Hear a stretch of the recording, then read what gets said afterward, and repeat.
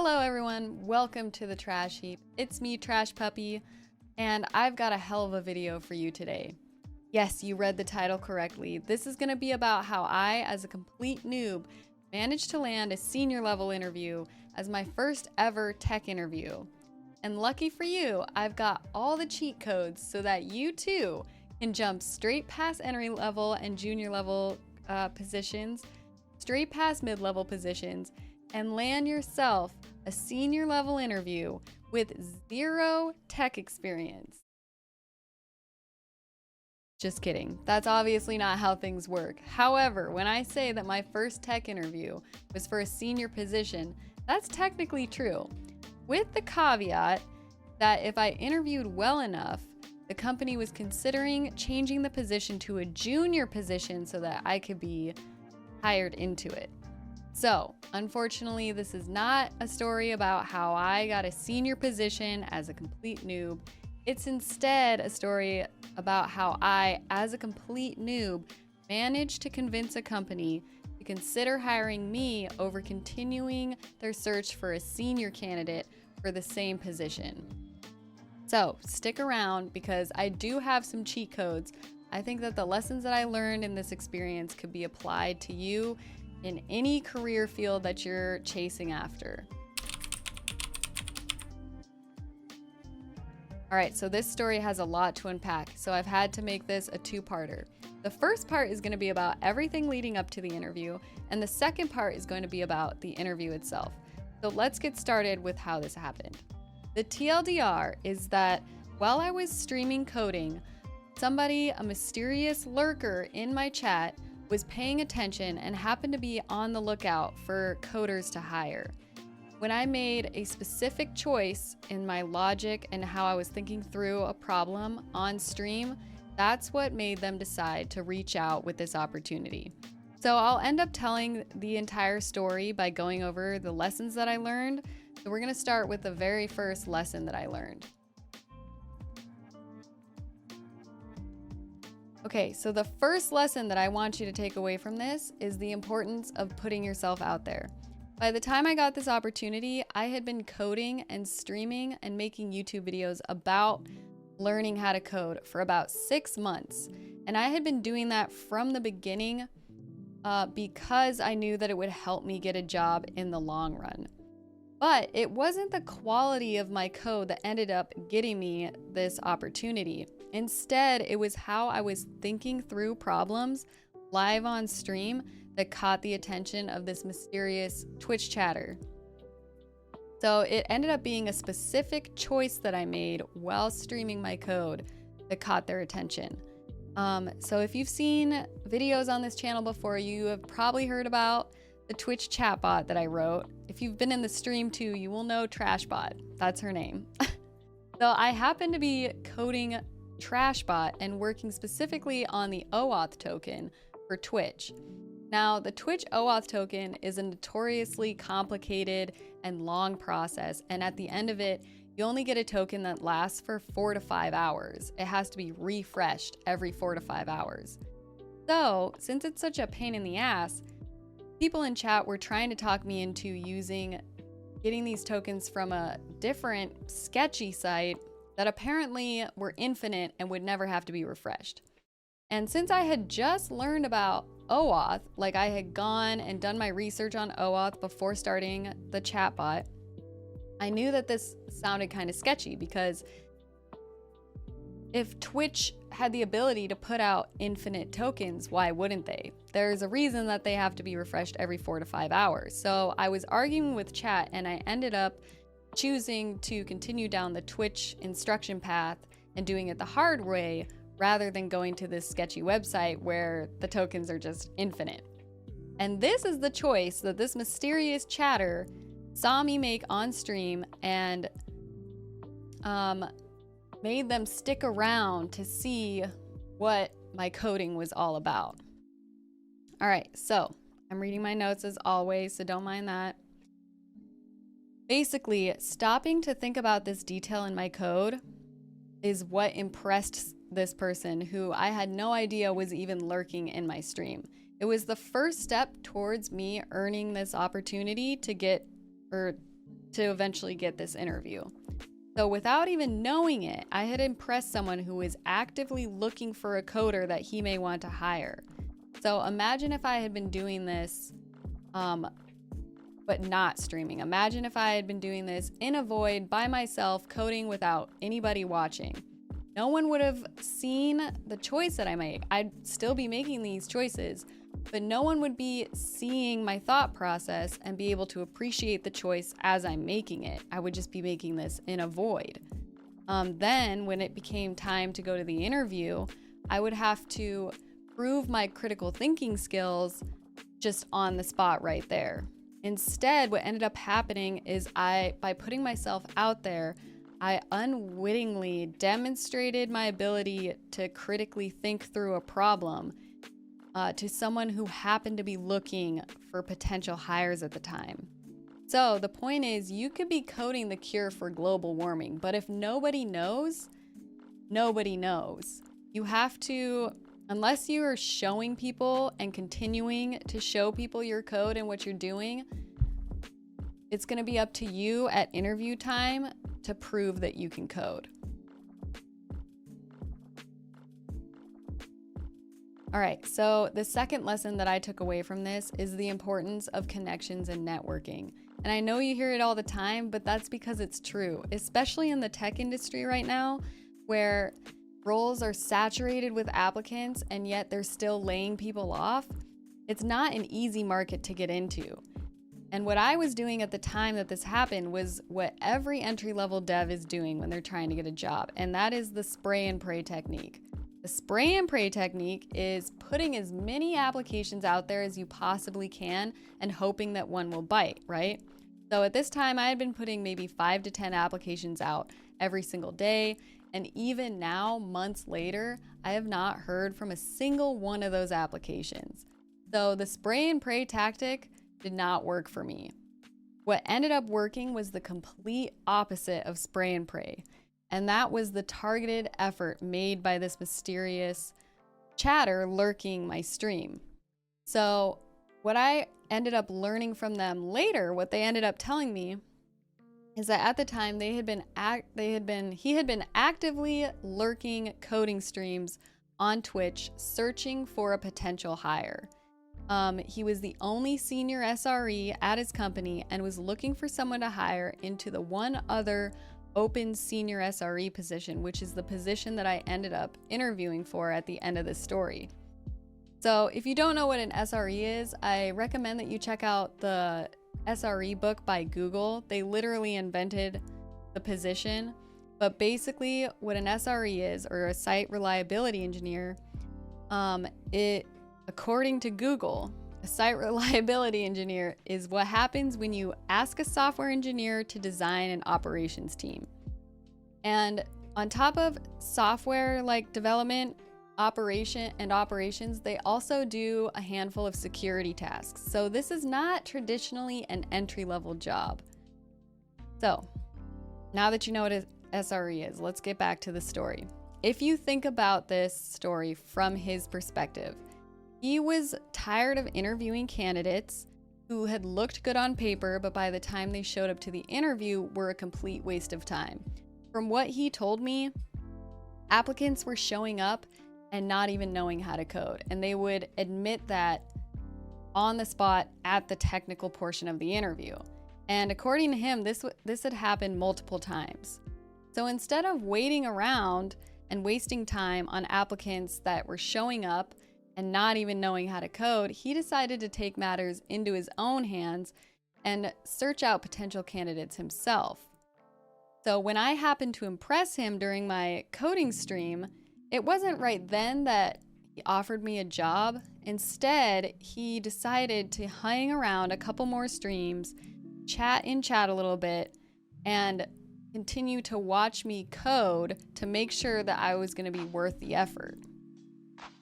All right, so after a few weeks of this person hanging around and making themselves known, chatting, catching a couple coding streams, he eventually ended up inviting me to help code an app with him for a nonprofit. So this was a nonprofit that he already had a technical relationship with. He was already doing coding for them, and he invited me onto his team. Little did I know, though, this was actually going to be a test of my knowledge and my coding skills, but at the time I had no idea. So when he invited me, I jumped on the opportunity, and for weeks in a row, I worked exclusively on this app. I planned it out. I planned out the flow. I presented my plan. After he approved the plan, I got to work on the code, and I was using technologies that I had never used before. So basically the app was half done when he invited me to the team, and he gave me a half-finished app and said, I want you to finish this. So the app was using Electron, TypeScript, React, and a little bit of Golang. So I ended up having to learn all of these new technologies that I have never touched before.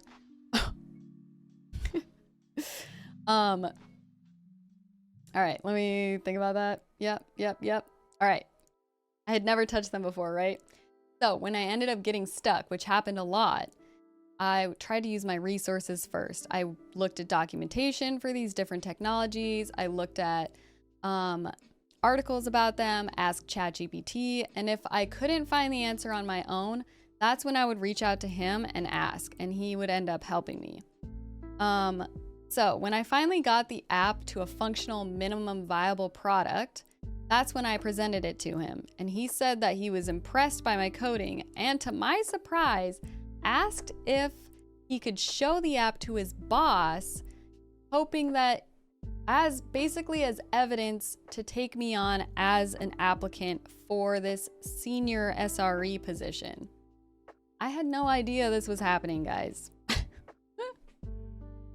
All right, so we've made it to the point of the interview.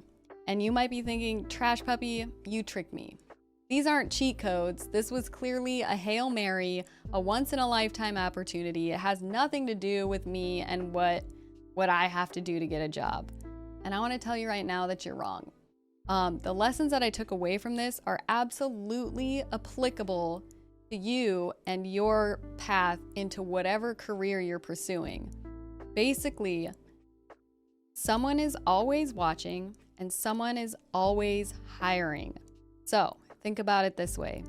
If you were a hiring manager, would you rather hire somebody, a random person, based on how they look on paper, just to have them show up to the interview and be a complete waste of time? Or would you rather interview somebody that you've already vetted yourself, who you already know can do the work that the job requires and whom you believe would make a good fit? Which one is it? Obviously, you would choose the person you know. That's why connections and networking are so important, because people want to hire people that they know and that they vetted, because when they have to hire people based on paper, based on their application, that's riskier and can be a waste of time for them. All right, so we've made it to the point of the interview. The basic takeaways so far are the importance of putting yourself out there, and at the same time networking and making connections. And you kind of need both to do one or the other, if that makes sense. But let me put it to you this way. I have a few ways that I think are going to solidify what happened to me in this situation and how it can be used by anyone who is watching this video right now. All right, so let's sum up some of the takeaways here. The first is show, don't tell. Just like your English teacher used to say, you could be an amazing coder, but if the only chance you've given yourself to prove that to other people is at the interview, then the burden of proof is going to be on you in a time that is pretty stressful. And let me tell you, we're gonna learn this in the next video. The technical portion of the interview can be a very difficult place to prove that you can code. So instead of waiting for that interview to prove that, find ways to demonstrate that you can code before the interview.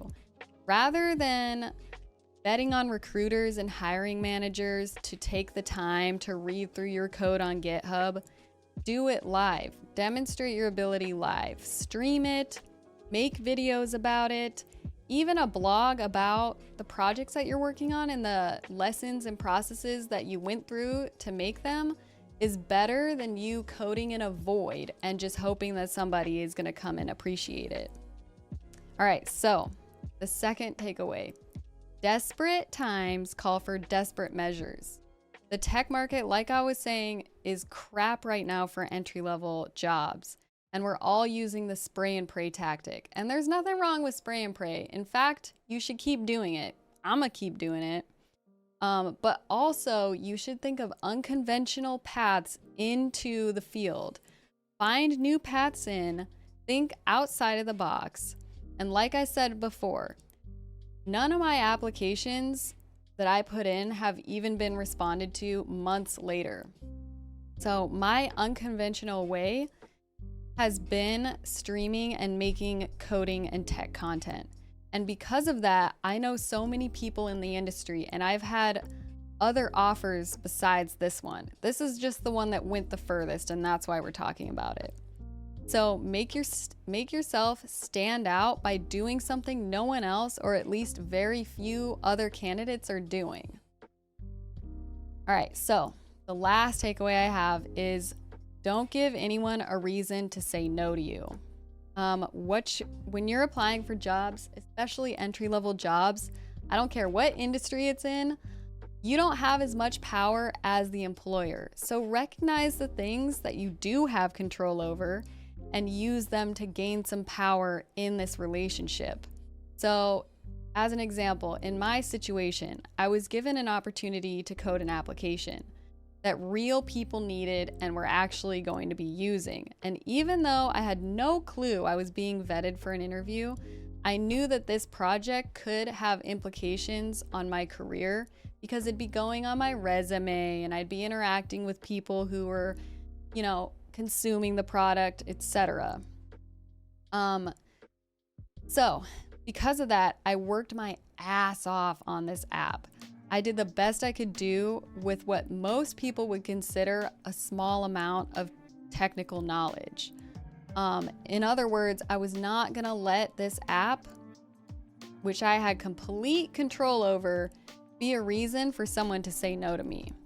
So, as an entry-level dev, you don't have control over the knowledge and experience that you haven't gained yet. And I knew this at the time that I was starting to code this app. So knowing that, I made it a point to focus on parts of my coding that I did have control over. So the one thing I did is I planned like crazy. And if you guys know me, if you know me from stream, you know that I don't plan coding very well. But this time I made a flow chart, which that's insane. I know. A flow chart, Trash Puppy making flow charts. I made a flow chart, like a logic flow chart for the code before I decided to start coding it. I presented it and I made sure that it was approved. And then once it was approved, I followed it to the T in my code. Another thing that I did that I don't normally do when I code is I spent a lot of energy thinking about and considering the structure and the logic of the app. Way more energy than I normally spend on coding projects. So this is kind of a weird idea, but I think another way, like one other way that I can say this that might make more sense is think about it this way.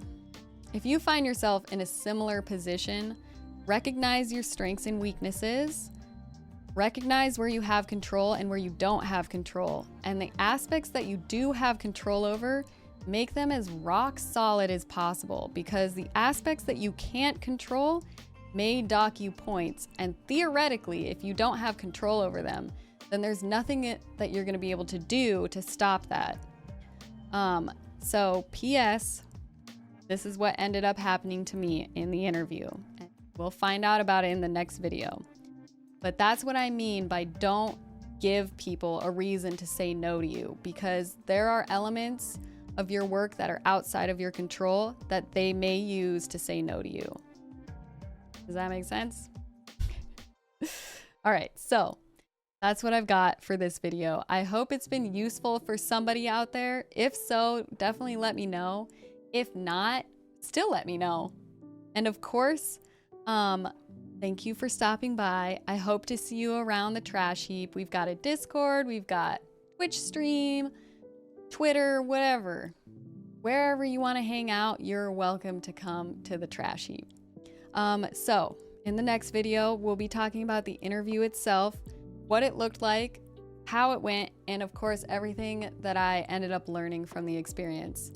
Until then, I'm enjoying the trash heap, like I said, and I hope that you have a good rest of your day.